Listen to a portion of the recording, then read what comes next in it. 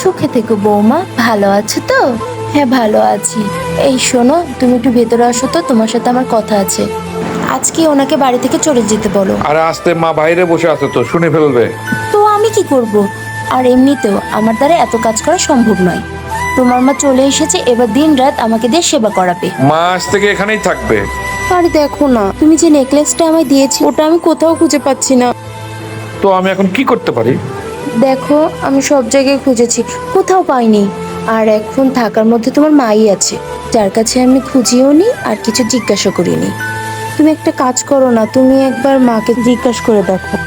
পূজার নেকলেসটা পাওয়া যাচ্ছে না, তুমি কি দেখেছো? আরে হতেই পারে ওনার আশপাশে আছে। দেখ বাবা, আমাকে চেক করে নে। আরে এটা তো সেই নেকলেসটা যেটা আমি তোমাকে দিয়েছিলাম। দেখলে, আমি তোমাকে বলেছিলাম না নেকলেসটা তোমার মায়ের কাছেই আছে। বৌমা, আমার কথাটা তো শোনো। মা, পূজা এই নেকলেসটা পিলোর নিচে রেখেছে, তুমি নিজের মায়ের সাথে এটা করতে পারতে।